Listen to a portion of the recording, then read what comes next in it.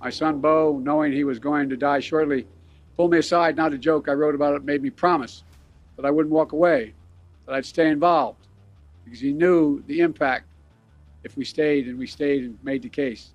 I remember him saying to me, Dad, this is God's truth, Dad, I'm not afraid. I'm going to be okay. He knew he was about to die. But he said, you got to promise me you'll stay involved, because he knew the way he talked about it, that it would give people hope. और मुझे खुशी है कि quad में हमने cervical cancer जैसे challenge का मिलकर सामना करने का निर्णय लिया है। इन cancer care collaboration is essential for cure. आपको अमेरिका का वीजा मिले ना, सबसे पहले आप मैं कसम जाऊंगा, ये सैम इस बात का गवाह खड़ा है। जाएगा कि नहीं? नहीं, मेरे पास फॉर्म की ऑप्शन आई थी, अमेरिका की भी, दुबई की भी। इनसे पूछ ले मैंने किसको चूज किया, इनसे दुबई को चूज किया मैं, अल्हम्दुलिल्लाह। पूछ ले कौन से इस्लामी मुल्क है यार। दुबई में मंदिर बन रहे हैं, दुबई में मंदिर बन रहे हैं साहिब। पाकिस्तान की हमेशा जंगों में जरूरत रही है अमेरिका को। अब जब जंगें खत्म हो गई, अफगानिस्तान में पीस आ गया, सोवियत यूनियन टूट गया, अब पाकिस्तान की कौन बात पूछेगा? पाकिस्तान की जरूरत नहीं रही। 21वीं सदी टेक्नोलॉजी ड्रिवन है। शायद ही जीवन का कोई क्षेत्र ऐसा होगा कि जिसको टेक्नोलॉजी ड्राइव न करती हो। ऐसे समय में सिर्फ टेक्नोलॉजी या टेक्नोलॉजी प्लस डेमोक्रेसी, इसका एक संतुलन बहुत जरूरी है कि डेमोक्रेटिक वैल्यूज और टेक्नोलॉजी का मिलना मानव कल्याण की गारंटी देता है। जय दोस्तों, जय श्री राम। तो भाई, भारत के प्रधानमंत्री, आप लोगों को पता ही है कि भाई अमेरिका के दौरे पर गए थे। एक ऐसा वहां पर किस्सा हुआ कि जो बाइडेन, अमेरिका के राष्ट्रपति, जब सर्वाइकल कैंसर के बारे में बात कर रहे थे, क्योंकि प्रधानमंत्री मोदी साहब वहां गए, तो उन्होंने बोला था कि भारत सस्ते दामों पर सर्वाइकल कैंसर की दवा उपलब्ध करा रहा है और मेडिकल जो फैसिलिटी है वो बहुत बड़े लार्ज स्केल पर आज तमाम दुनिया को दे रहा है। तो वहां पर बाइडेन ने रोते हुए कहा कि मुझे याद है जब मेरा बेटा मर रहा था और मेरे बेटे ने बोला था कि मैं मरने वाला हूं, तो मुझे बचाओ। यानी कि जो बाइडेन का बेटा भी भाई कैंसर से मारा गया। आज दुनिया में 1.5 लाख से ज्यादा है सर्वाइकल कैंसर से एक साल में मौत हो जाती है। आप लोग एक बार वीडियो देखिए, उसके बाद बात करते हैं। कंट्रीज आपस में अलाइन होते हैं इंटरेस्ट बेस पे, ठीक है। अब जिसको जिसका इंटरेस्ट होगा वो आपस में अलाइन होंगे, ठीक है। जैसे अब यूएई और सऊदी अरेबिया की मिसाल देख लें, ठीक है। हमारा जो इन्फ्लुएंस था वो वहाँ पे भी खत्म हो गया। मुसलमानों ने तब तक तरक्की किया जब तक उन्होंने कुरान और सुन्नत के ऊपर अमल किया। देखिए आज हम अपने कुरान और सुन्नत से हटे हुए हैं और वो लोग इसी कुरान से नॉलेज करके चांद तक पहुंच चुके हैं। ये क्या हो गया? ये क्या सुन रहा हूँ मैं? बजाओ ताली। और हमने क्या किया? हमने अपना कुरान ही छोड़ दिया ना, पढ़ना छोड़ दिया। तुर्की भी तो है ना, वो भी इस्लामिक कंट्री है, ठीक है, लेकिन वो हमसे कहीं आगे है। भाई जैसे को एक वो मारे ना, एक लिटर मारे तो 18 दरवाजे 36 खिड़कियां खुलती है। भाई हमें नहीं आपने तो बात की है, अल्हम्दुलिल्लाह। पुलिस क्यों ढाका लेके जाएगी? कौन सी कानून है ये? तल्लुकात की बात, ये साइम जज्बाती हो रहे हैं। आप मुझे बताएं कि मैंने क्या ये बात की कि आप इस्लाम को छोड़ दें? मैंने सिर्फ ये बात किया है, किस बिना पर उनको फॉलो कर ले। मुझे एक बात बता दें, मेरी जान, अरे मैं तो मौशियत की बात कर रही हूँ ना। कह रही हैं कि जो क्या नाम अभी नाम नहीं था उनका, जो मोदी से मिल गया है, जो बाइडेन, आप कह रही हैं कि उनसे गिफ्ट ले हम। माशाल्लाह पढ़े लिखे शहरी हैं और आपको जो बाइडेन का नाम नहीं आ रहा। मैं उनको सुना ही नहीं कभी उन चीजों को, पता ही नहीं जो बाइडेन। मुझे बताएं ये कौन सा मुल्क है जो मुफ्त वतन की लिमिट होती है?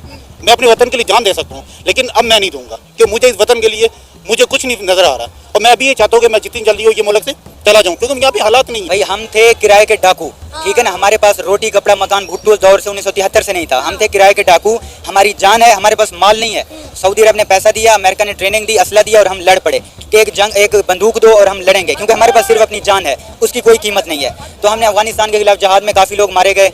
ये इमरान खान की तकरीरें सुने, वैसे सबको पता है 70,000 के करीब लोग मारे गए, डिस्प्लेस हुए। यहाँ पे आप देख लें अफगानिस्तान के लोग कचरा चुन रहे हैं, वजीरिस्तान के लोग जूते पॉलिश कर रहे हैं। उसके बाद चीमा साहब क्या होगा, एक बिजनेस राउंड टेबल जो है वो सीईओज उसके ऊपर बैठेंगे, उसमें करेंगे। और खासकर जो मैं जो उस पर जो नोट करने वाली बात है, सिर्फ उस पर कटिंग एज टेक्नोलॉजी को डिस्कस किया जाएगा, आर्टिफिशियल इंटेलिजेंस को, क्वांटम कंप्यूटिंग को और सेमीकंडक्टर के जो बड़ी बड़ी कंपनियों के सीईओज हैं वो इकट्ठे होंगे, उसको मिलेंगे।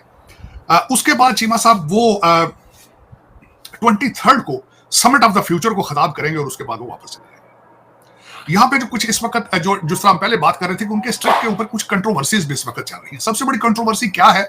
डोनाल्ड ट्रंप साहब ने अगले दिन जहां किसी अपनी रैली के अंदर स्पीच दे रहे थे तो उन्होंने यकलत पता नहीं क्या ख्याल आया, उन्होंने साथ ही मोदी साहब की बातें शुरू कर दी, लेकिन उन्होंने स्टार्ट गलत लिया। उन्होंने भारत को अब्यूजर कहा, फाइनेंशियल जो दुनिया की फाइनेंशियल ट्रेड को उन्होंने कहा कि इंडिया भारत जो है अब्यूजर है, लेकिन मैं मोदी साहब से मिलूंगा। लेकिन साथ ही मैंने देखा जो वो खासकर उन्होंने जो वो रेड फ्लैग खड़ा किया अब्यूजर कह के, इस वक्त जो भारत के फॉरेन अफेयर्स डिपार्टमेंट के जो सेक्रेटरी हैं, उनका नाम है विक्रम मिस्री, फॉरेन सेक्रेटरी, उन्होंने फौरन उसको रद्द किया कि अभी तक हमारी कोई उनके साथ मीटिंग अरेंज नहीं हुई है। दूसरा, विक्रम मिस्री साहब ने इस दौरे को शुरू होने से पहले एक जो उसका फ्रेमवर्क डिस्कस करने बताने की कोशिश की, उसके अंदर उन्होंने बिलखसूस जो ये कहा था कि यूक्रेन और Gaza war is part of the discussions. और मैं समझता हूं कि इस वक्त इंटरनेशनल लीडर्स जो हैं, उनमें से भारतीय लीडर मोदी साहब और उनका जो उनकी टीम है, वो बहुत अच्छे तरीके से इसको कर सकते हैं, क्योंकि रिसेंटली द मोदी साहब has visited Russia and Ukraine at the same. बिल्कुल, उन्होंने ये सही बात की है। जो हमारा ये भीख मांगने वाला निजाम है, ये कभी खत्म हो ही नहीं सकता। क्यों नहीं खत्म हो सकता? एक बंदा मुझे मिला 2 दिन पहले, वो बेचारा होटल पे वेटरी कर रहा था। क्या उसकी एजुकेशन BSc फिजिक्स किया हुआ था उसने। यार ये सुन के मैं परेशान रह गया। उन्होंने ये बोला कि $7 बिलियन के लिए पाकिस्तान के प्राइम मिनिस्टर USA में गए हैं, ये मतलब IMF के साथ हाथ फैला रहे हैं, जबकि इससे 10 गुना ज्यादा तो इंडिया साइड कश्मीर में डेवलपमेंट के लिए अपना बजट बना चुका है। जितने अरब डॉलर का बेल आउट पैकेज पाकिस्तान मांग रहा है मेरे देश को, उसका लगभग 10 गुना का पैकेज जम्मू कश्मीर के लिए हमारे प्राइम मिनिस्टर ने पैकेज के अंतर्गत दिया। इन्होंने हमारा माइंड लगाया हुआ कश्मीर पे, ठीक है, फलस्तीन पे किया किया तो कुछ नहीं है ना, सिर्फ हमारा माइंड सेट किया हुआ है। इंडिया चांद पे पहुंच गया, हम अभी खड्डों में फंसे हुए हैं। हम लोग इस वक्त उस हाथी की मांदे हो चुके हैं। जो बच्चा था, जब उसके पाँव में एक आम सी बारीक सी जंजीर डाल के बांधा गया था, वो वक्त होता गया, वो बड़ा होता गया। जब वो बच्चा था ना, उसने 1-2 बार कोशिश की कि मैं जंजीर को तोड़ के निकल जाऊं, लेकिन जंजीर की ताकत उसकी ताकत से ज्यादा थी। हाथी उस जंजीर को तोड़ नहीं पाया।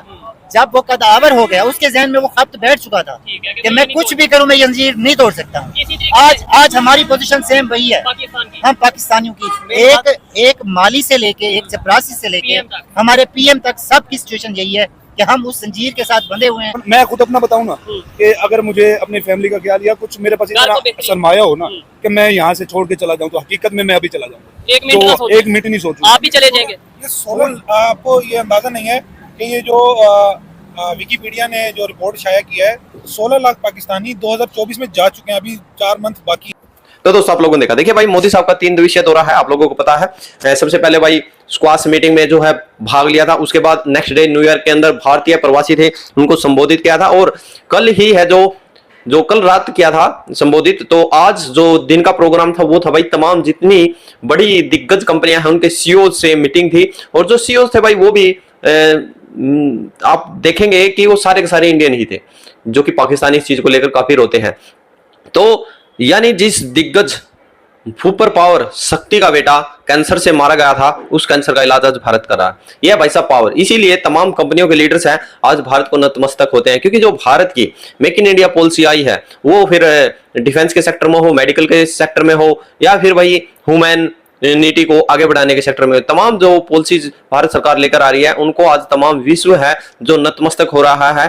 क्योंकि भारत के अंदर भाई आज माइंड और टेक्नोलॉजी दोनों चीज है। देखिए, भारत के माइंड का यूज दूसरे देश कर रहे थे, वो कैसे कर रहे थे? CEO के रूप में, जो कंपनी के CEO है। तो भाई मोदी साहब ने उस चीज को बदला है, और किसी भी देश में जाते हैं वहां पर खुल्लम खुल्ला ये जरूर बोलते हैं कि प्रवासी भारतीय यहाँ रह रहे हैं, वो अपने देश में आइए, अपने देश को आगे बढ़ाइए। जबकि बहुत सारे लोग हैं इस पॉलिसी के तहत भारत के अंदर बिजनेस लेके आ रहे हैं। आप लोग क्या रखें? जय जवान जय श्री राम।